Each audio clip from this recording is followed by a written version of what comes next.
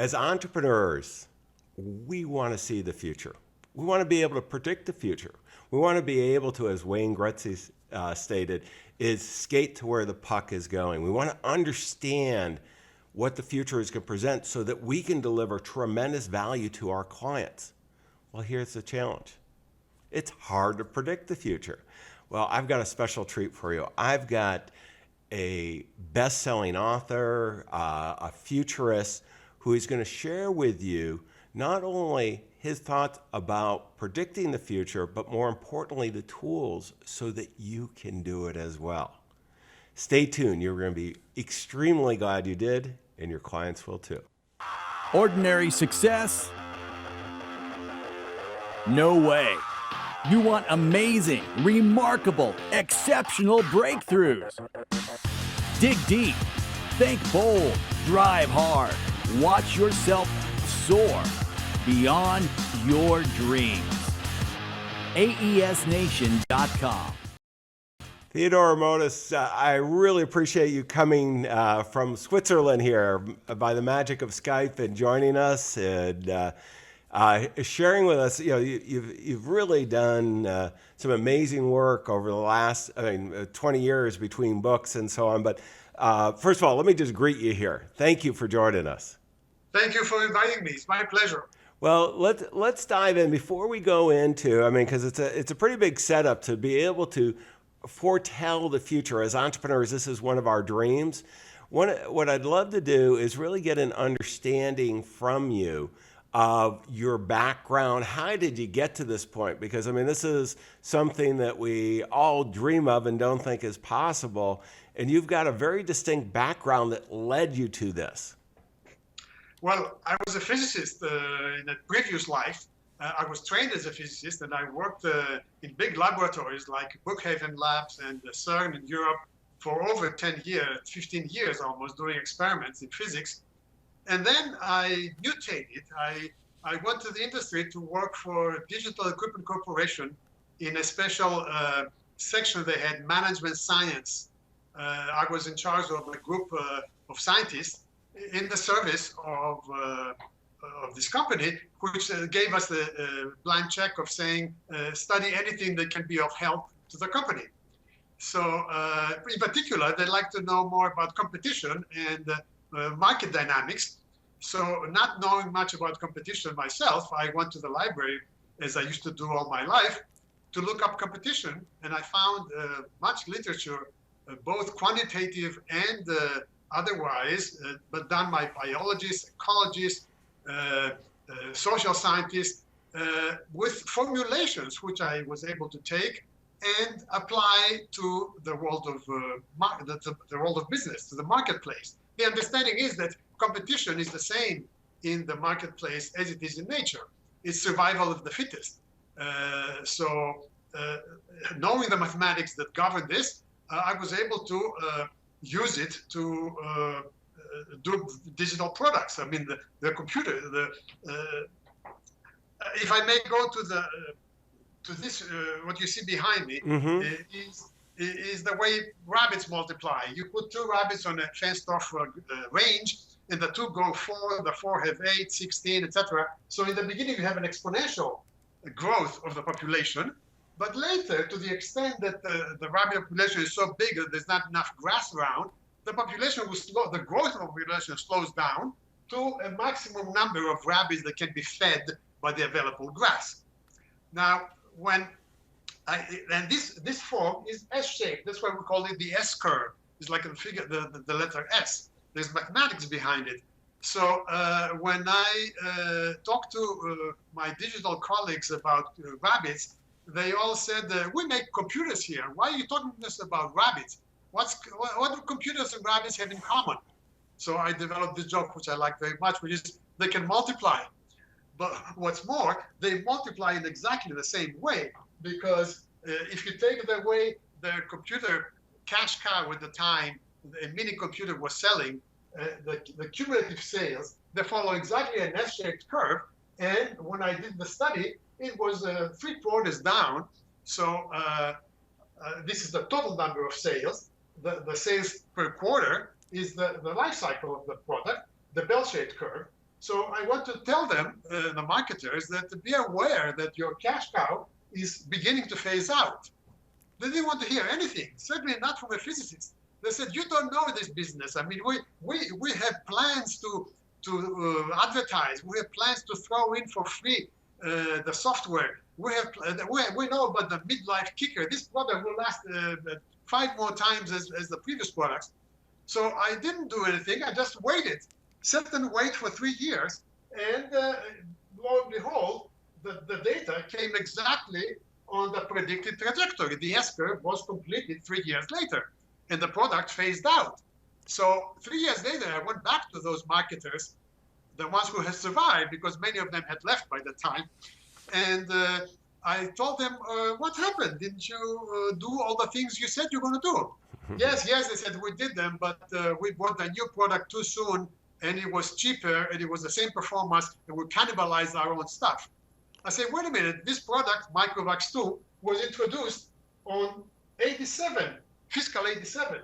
By that time, the previous product had practically finished. So when you brought the other product, it was just enough time to save your market niche so a competitor doesn't squeeze in.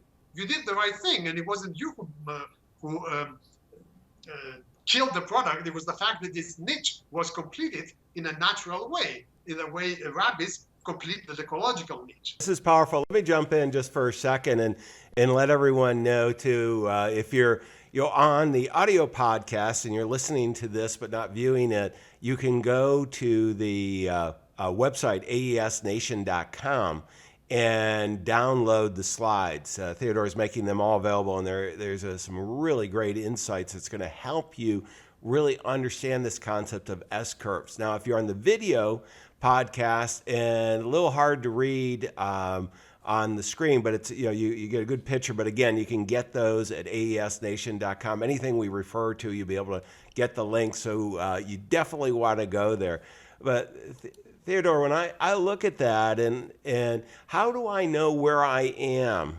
And you're talking with your associates here, and how do you know where to plot on the S-curve? Because as a business person, one of the big things, I'm looking for trends, and I've read your material, and I really agree totally on this S-curve concept, but sometimes I don't know where I am in that whole process, which makes it hard as a business person to decide what actions I should be taking.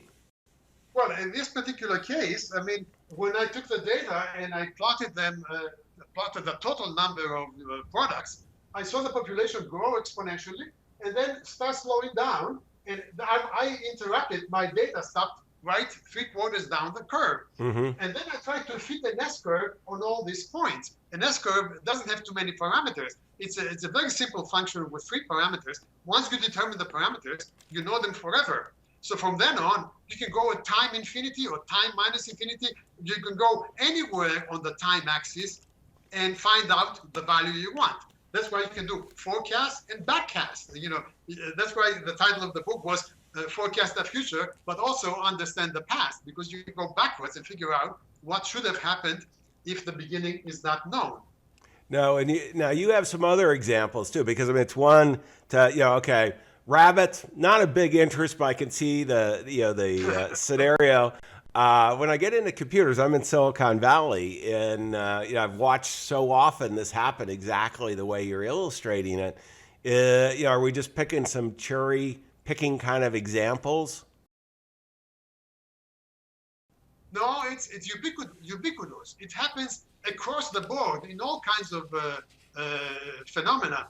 I have a curve here, which is the number of cars. You see, the number of cars circulating in America is followed an S-curve from the late 30s, when car really became a dominant means of transportation, mm-hmm. to the beginning of the 90s. The curve is complete. There's no more room for cars in America. There's not going to the number of circulating cars in America is not going to grow anymore. It's going to be only replacements from now on, because the niche is full.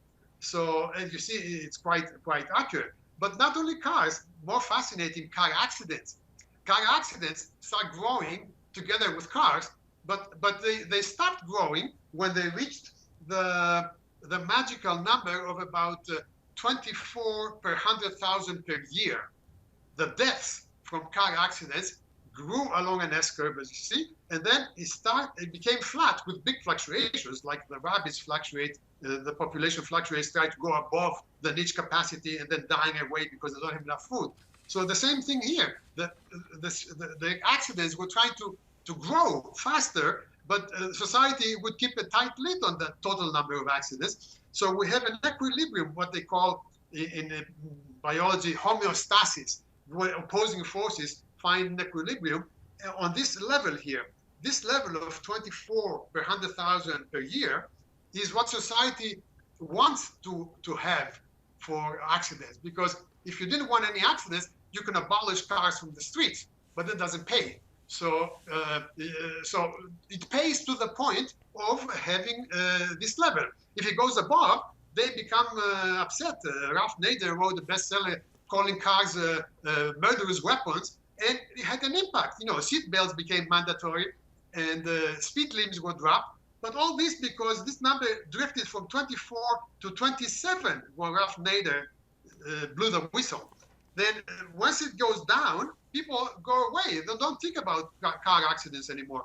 So the S-curve of the car accident is complete. And here, accidents must be thought of as a species which is growing in competition because society doesn't allow all the accidents to become realized. You know, they have a cap on it. This is, I mean, it's very powerful. And I mean, it's, you know, it's one of those things that when you share it like you're sharing it, it becomes, you know, kind of self-evident that, you know, it's one of those blindingly obvious things only after the fact that, you know, then what I love though is you're showing us how to use it as a tool because we can then look toward the future as well. And, you know, whether, you know, we're talking about rabbits, cars, or car accidents. More than that. Look, yeah. Here we talk about one person's life.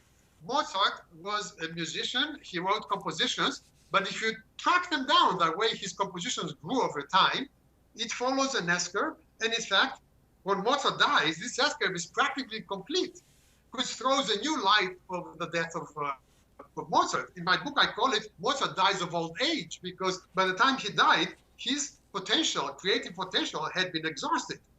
So it's a learning curve. People call it a learning curve because that's how you accumulate learning. You cannot go forever.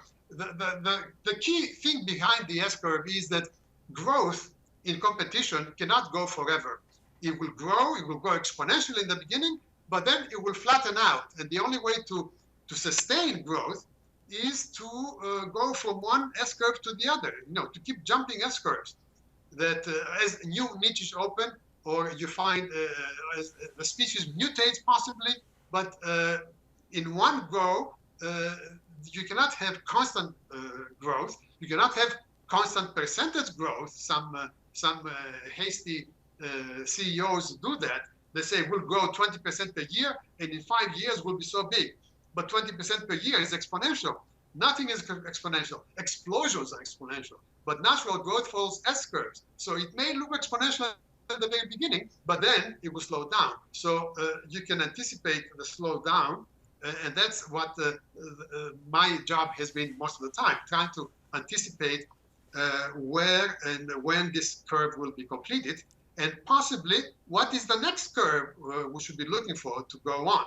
Well, Theodore, let me jump in because I think this is such an important point that you're making, is that as entrepreneurs, what we want to do is understand the natural flow of you know, really everything, S-curve, but business and competition, and recognize, you know, all of us have put together Excel spreadsheets of our business plans, and we run it out linear, and, you know, it is not that. Or we'll have, even some of us will be overly aggressive in Silicon Valley and do exponential, and we'll just keep it growing. And there's a recognition here that we can really get, you know, the life cycle of that solution, that product, that whatever we're doing.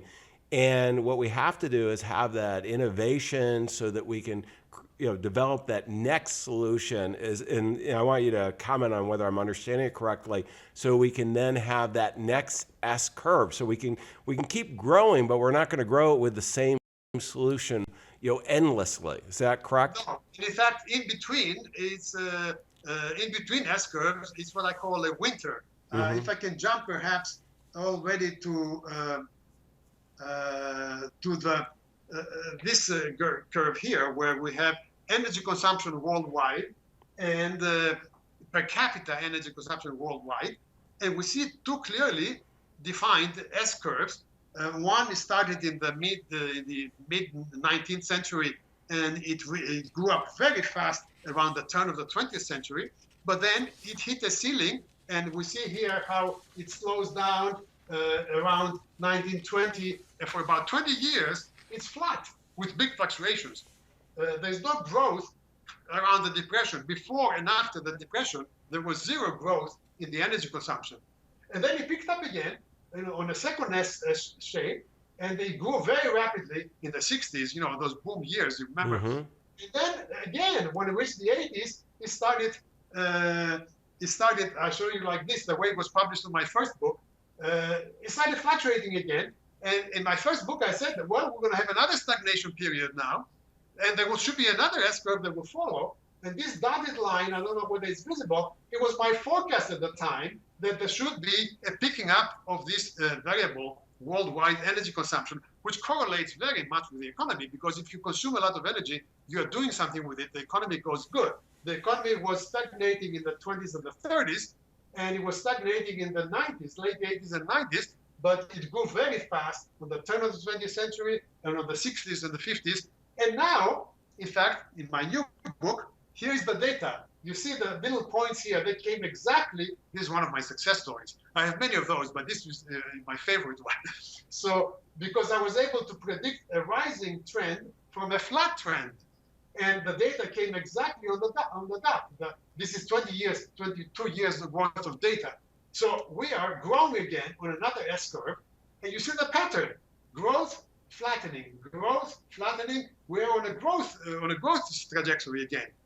In fact, if you zoom back a little bit and you say, well, suppose I take a macro look here, and for a big distance, I try to put a big S curve here, a huge S curve, ignoring the deviations around the 30s and the 90s. Suppose you get a big S curve like that, you see that there's wiggles. It doesn't fit. A big S curve doesn't fit. There's wiggles around it.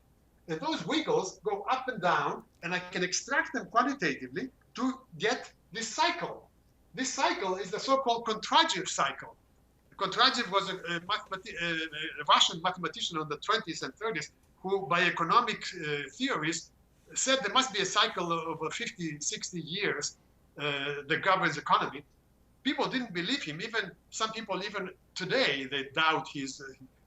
But here, I don't have it with economic theory. Here, I have it with units of energy consumed. I mean, there's no subjective element whatsoever here. We count the number of watts consumed, and we see that it oscillates with a 56-year period. And so here is the crisis of the 30s, the depression of the 30s. Here is the depression of the early 90s. There was an earlier depression in the 1870s, 90s, when, but this cycle times many phenomena, including stock market crashes. I'll jump and show it right now, because you see on this cycle, the big stock market crash of the 30s was right as we're coming out of the boom. And in 87, another crash in New York was again as we're coming out of the boom. There was a crash earlier in Vienna. Well, New York did not, Dow Jones did not exist. The stock market in New York City did not exist at the time in 1973, but the Vienna stock market crashed again as we're coming out of the cycle. So my forecast for a next serious crash of the market is right here. That is 56 years from the previous one. So it must be around the 30s, the late 30s, not earlier. There may be big fluctuations, but a serious crash like the 29 or the 87 should be expected only around the 30s. According to this cycle, there's a whole chapter in my first book which times many social phenomena on this clock.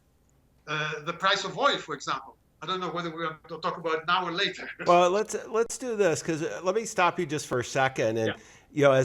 this is all really interesting. And what as entrepreneurs, what we struggle with is how can we use this? And I can see the S curve. I understand how I can really. That's going to be very helpful for better understanding in business. The kind of the product life cycles and business cycles.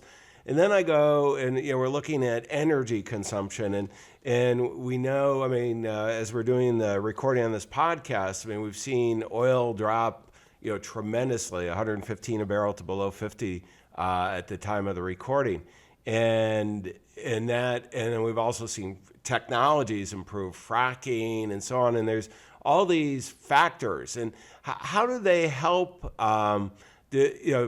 Contribute to this cycle, and what can we learn as business people to know? I have some friends in the oil industry, and I they are all very well aware of the cycles, but they don't seem to be able to predict. They overinvest at times and underinvest at other times, and it's hard on them. Well, let's talk about energy price.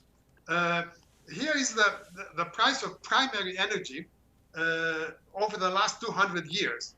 And of course, it fluctuates a lot. It's normalized for inflation. What we have here is for the first three cycles, it starts from the beginning of the 18th century. We have 200 years of data.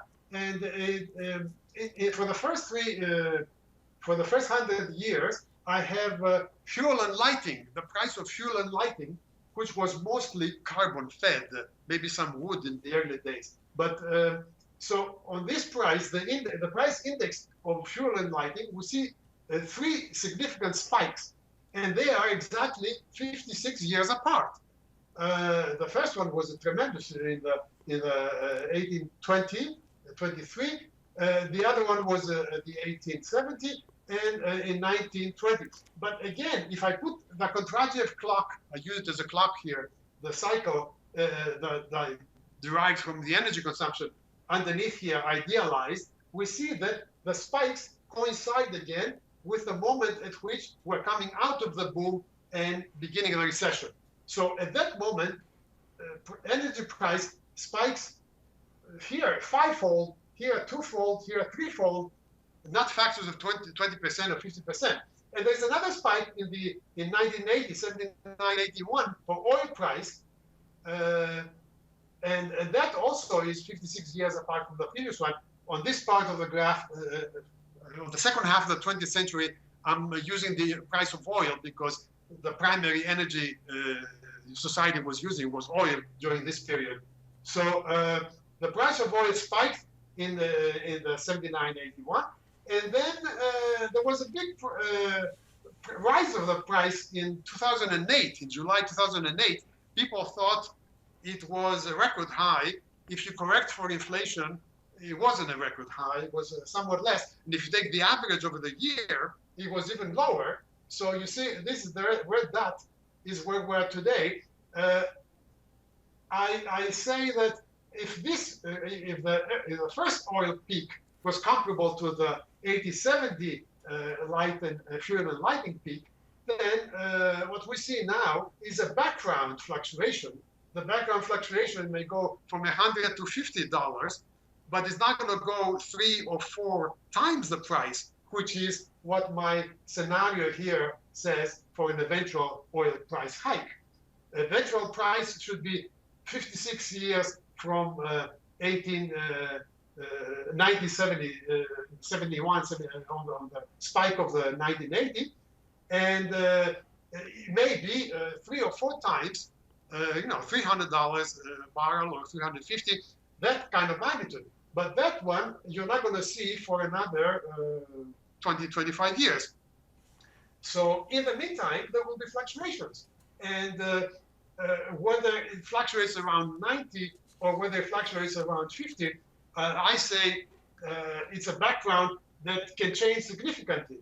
You see, over the 200 years, this background price was going up and down. But as an insight from this study is that a big price hike of the order of 3 or 4 times the value will only be in not before 2030, 2035, 2040. So we get some insight of the big spikes of the oil price. The smaller fluctuations should be understood closer with the production of oil. Let me show you this curve, which shows the oil production. Look how smooth this curve is. It's a theoretical S curve. The purple line, the turquoise line, and the black line on top of it is the actual production. The agreement is tremendous. Like one would think that we're cheating to make it look so good. And of course, it shows that the production of oil over the last 150 years was reaching a ceiling, was almost complete as a species. So I was very, very confident of this forecast. I mean, I would put my hand on fire. If you look at the life cycle, it went up. And from the 1970 onward, the production of oil has been coming down in America. And I was saying that this is a very good forecast. But what happened is, my new book is that the production changed and it started growing. After 2008, oil production started jumping up on a completely different graph, which to me indicates that this species, in quotation mark, underwent a mutation. It wasn't the same species anymore after 2008. And you know what I'm talking about. I'm talking about fracking, because fracking took off seriously around 2008. Production picked up tremendously. There's no way to reconcile that production with this forecast. It proves my forecast to be wrong, but it was an excellent forecast. It's the species that mutated. So we have to worry about, when we're talking about competition, we have to worry about the mutations, which, by the way, in the marketplace are more frequent and easier to do than in nature. In nature, the hare will always be prey to the fox. But in nature, the competitive roles can change by reorganizations, by measures, acquisitions. So the competitive dynamics, one can go from a predator to a prey, and by a mutation. So here, a mutation took place, and we are on a new S-curve now that has to do with fracking. Now, from the rate of growth, I haven't done the S-curve for fracking yet, but from the rate of growth that's so rapid, I can tell that it's not going to be a very long lasting phenomenon. It's not going to be anything like what we've seen before with conventional oil drilling techniques. But for the moment, it's growing very fast. And a quick look I did gave me of the order of 10 years of fracking exploitation, 10, 15 years, rather than 150 years there was the oil drilling. We may even come back to drilling at some point if fracking concludes its cycle. Well, no, this is really very powerful, and because as we're, I'm taking it in, and I'm thinking, okay, we've got some ability to predict kind of the traditional or your S curve and natural growth of competition, what we're seeing, the survival of the fittest, both in nature and in business, and then that's in allowing us to really start planning out our product cycles, our solutions that we're delivering to our clients. But then we have to be really careful, though, that there can be unseen events coming. Fracking would be an example. I think most people didn't expect it to be this big. We didn't see the U.S., your prediction and many others were, the U.S. was never going to be a net exporter of energy. Well, it's not yet, huh? No, I know. The US is still importing. Yeah, but It's still importing, but it's importing less. Well, and I think what the new S curve with fracking, you haven't done that, but I would expect that to show that probably will be a net exporter, but we're not going to, it doesn't continue endlessly, this technology boom. That's for sure.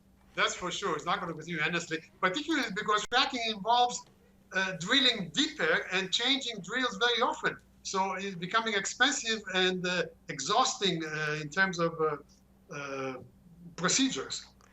Let me ask you, Theodore, I'm going to change the subject. I didn't bring this up before, and I should have. I don't know if you know Peter Diamandis. I know you do know, because I saw you write something on Ray Kurzweil. Peter was on an earlier podcast. He wrote a book called The Abundance 360. I know Peter. Okay. I don't know personally. He's another Greek by that man. I'm a He, Greek origin. yes. In fact, I met him with Ariana Huffington, another Greek. So you guys are, driving a lot of the business. And one of the things that Peter talks about with Ray, and Ray has written tremendously about, and they started a university called Singularity University, of this, these unforeseen events, and actually going so far that artificial intelligence is something that is becoming more and more, out there. I remember talking about artificial intelligence for the last 30, 40 years, but that the exponential growth and that's going to just change everything. How do you feel about that? Well, I feel very strongly, and I don't agree with the eternal exponential growth. I mean, Kurzweil himself says that eventually it will stop being exponential, but it's so far in the future you don't have to worry about it. He's a little sloppy. That's not the right. I mean, many of the exponential graphs he has in his book, if you look at them more carefully, have already started deviating from exponential patterns and going towards S-curves. I don't agree with the fact we're not going to stop progress. I mean, progress will always go on, but we'll never become guinea pigs to machines. I mean, that idea of the superhuman, I think it's naive. In fact, I've criticized the work of Kurzweil. In his book, he's using my data to show that things are exponential. But while I go farther, saying that we are at the midpoint of the exponential, and pretty soon things will start calming down in terms of this blowing out of technology. He doesn't go that way. So we deviate with Kurzweil. Diamandis is taking another angle. At least he's making it positive. Mm-hmm. So I go along with that. I mean, positive is good. What I don't like particularly is that machines will take over and will become guinea pigs, and that this is absurd. I mean, I think actually Peter, because I know Peter fairly well, he's kind of modifying it now, and that it's going to be the winning formula will be the combination of both, and we're seeing it over and over again, like Watson, on Jeopardy, the IBM computer. Yes, it won, but IBM hasn't been able to really make a business out of it. And what businesses that have worked have been combining that human element with it in consulting applications and so on. You know what I'd like to do, Theodore? I mean, this is so interesting. You've spent, really a vast amount of time, and you've published hundreds of articles on this. But if somebody wants a fellow entrepreneur, as they should, they care about the future, they want to understand better about how to predict that. What of your books should they go to? The book to read is the first one, Predictions. Society's Telltale Signature Reveals the Past and Forecasts the Future. I don't know whether you can see it. We'll put the link in on Amazon, Predictions, Society Telltale Signature Reveals Past and Forecasts. And this is 20 years ago, and you've now done an updated too. I came up with another version 10 years ago, which was Predictions 10 years later. And now I have a new one, which is Predictions 20 years later. So this sequence of books is the foundation of my work. And the people will get a best idea if they get either the first or the second, because the third one I introduce many new topics. I update all the forecasts of the previous ones, but I introduced many new topics on the latest one, and I left out some of the juicy stories in the first one. No, Theodore, it's one of the things I've read a number of books along the way of futurists and articles, and they seem to disappear as the future happens. We get to the present. Forecasters refrain from confronting their own forecasts. I'm the rare exception. I go back 10 years, I go back 20 years, and I check all my forecasts.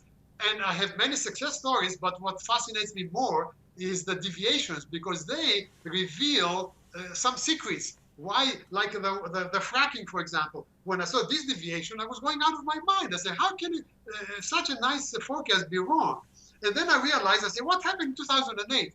And it was obvious that it was happened. I mean, but I didn't know fracking had this impact until I looked at the data.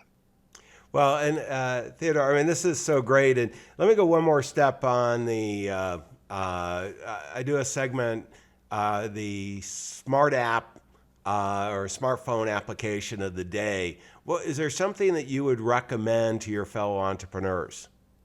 Shall I turn on the light here? Would it help? Yeah, it would actually. You know, one of the things doing podcasts is every once in a while technology gets in the way of things. Yeah, no, that's a lot better. Thank you. Yeah, but now we have the reflection. That's okay. Well, look, I have tools in my website to do your own S-curve. How find where are you on the curve? The catchword is your company appropriately dressed for the season it is traversing? Because the life cycle has growth seasons, flat seasons, winters, and summers. So there is software there people can use professionally in business to deduce life cycles and position themselves on the curve. But on the stock market, I have we just released last year with a young man who knew how to do this complicated Apple forecast programming, which I couldn't do. A little iPhone, iPad application that does the forecast stock prices by treating stocks like species and the stock market like an ecosystem. All the stocks in the stock market compete between them, and the best fit stock will win the investor's money. So we'll go back into the survival of the fittest in the stock market. Of course, the stock market is very sensitive to mutations. Stock companies and stocks go very often through convulsions by reorganizations and by changing the CEO and by mergers and acquisitions. So one has to be careful, but it does better than normal forecasting techniques, particularly for the longer term, because for the near term, there's many stock price forecasting tools. But for the long term, I don't know of any which claim reliability. The reason I claim reliability is because I exploit a natural law, and natural laws are forever, all taking into account that there may be mutations of the species in the process. So there is an iPhone application. You can find there's a little demo on YouTube. Yeah, let me give your website first, and you can go and there's some great information at www.growth-dynamics.com, and we'll again have that on the show link. And then in the iPhone, where Theodore would they find that the name of the app is? Well, under my name, they can go through Theodore Modis.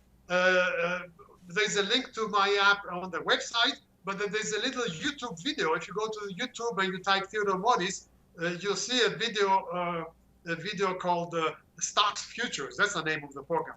Stocks Futures. Stocks is in the plural, in the genitive plural, the future of stocks. And that little demo gives a full picture of what this application does. No, this has been great. Let me go over kind of my key takeaways that I'm doing as we wrap everything up. That really the number one, as entrepreneurs, we have we're charged with maybe not predicting the future, but certainly understanding the future so that we can deliver value to our clients and our customers. And the very first takeaway is that understand the natural growth of competition. And we've talked about natural species, we've talked about it in the business side, and your whole concept of this S-curve being very predictive. And we've got to look at where we are now in that cycle. Second is that we have to recognize that as these competitive forces are coming in, we're going to have that natural decline. We can't just do the exponential growth or the linear growth in a spreadsheet and count on that, because it doesn't happen. So we're going to have to introduce new products or solutions that are going to create that next S curve.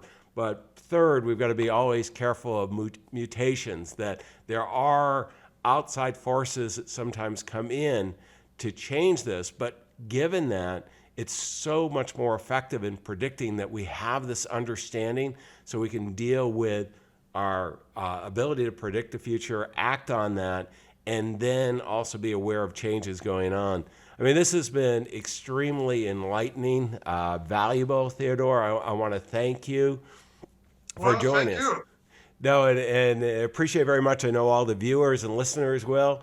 And with that, take this information, the insights that Theodore has shared with us, and go out and apply it in your business. Pick up the books.